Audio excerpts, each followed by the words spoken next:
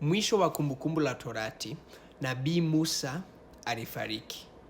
Baada ya miaka mingi kuwa nabii na kufunulia watu wa Mungu, aliweza kuiaga dunia. Sasa tukisoma katika Kumbukumbu la Torati sura ya 34 mstari wa 9, tunajifunza ni nini kilichotokea baada ya hapo. Nasoma hivi katika jina la Yesu. Yoshua mwana wa Nuni alijaa roho ya hekima, kwa kuwa Musa alikuwa amemwekea mikono yake. Hivyo Waisraeli walimtii Yoshua na kufuata amri ambazo Mwenyezi Mungu alimpa Musa. Kwa hiyo hapo tunaona kwamba Yoshua alichaguliwa baada ya Musa kuwa nabii mwenye kuongoza Waisraeli. Sasa hata wewe labda katika maisha yako umewahi kujiuliza,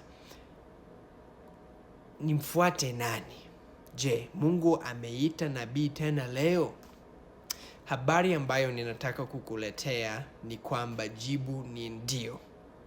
Tukisoma katika Waefeso sura ya 2 mstari wa 20, tunajifunza kwamba kanisa la Yesu Kristo linajengwa juu ya msingi wa mitume na manabii, naye Kristo Yesu mwenyewe ni jiwe kuu la pembeni. Kwa hiyo tunajua Mungu anaita manabii na mitume kwa ajili ya kutuongoza sisi. Sasa kuna mkutano maalumu sana ambao utatokea leo na kesho katika kanisa la Yesu Kristo la watakatifu wa siku za mwisho. Na kwenye mkutano huo utaweza kusikia kutoka kwa viongozi wa kanisa ambao wamechaguliwa na Mungu kwa ajili ya kutuongoza katika siku yetu. Na nimesoma hiyo andiko kuhusu Musa na Yoshua kwa sababu miezi 6 iliyopita rais wa kanisa, nabii wetu Russell M. Nelson, yeye aliweza kuiaga dunia akiwa na miaka 101. Na kuna mwingine ambaye amechaguliwa baada yake ambaye anaitwa Dallin H. Oaks.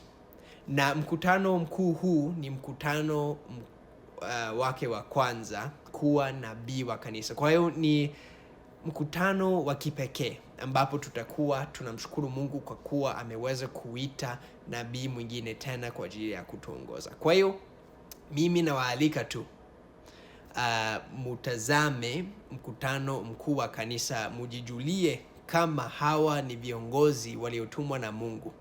Kwa sababu mimi katika maisha yangu siwezi kukataa jinsi ambavyo kufuata manabii wa kanisa la Yesu Kristo la watakatifu wa siku za mwisho, ambao ni manabii waliochaguliwa na Mungu kutuongoza siku hii.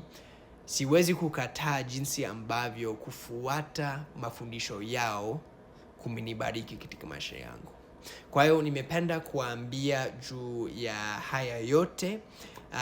Nitaweka link kama unaangalia kwa Facebook, itakuwa hapo juu au hapo chini. Kuna link, utaweza kutazama mikutano. Mkutano wa kwanza utatokea tarehe 4 saa 1 jioni kwa saa za Afrika Mashariki. Usikose, uangalie, ujifunze pamoja na mimi na watu wote hapa duniani. Tuko tayari kupokea neno na kujifunza zaidi. Kwa hiyo ndio hivyo. Kama unaangalia hii kwa TikTok au Instagram au YouTube, uende kwa Facebook yangu, tafuta mtumishi Coleman na utaweza kuona hiyo link kwenye hii post. Utaweza kuangalia na nina matumaini kwamba itaweza kuwa baraka sana kwako katika maisha yako. Asante sana. Nimeshukuru na shuhudia haya yote katika jina la Yesu Kristo. Amina.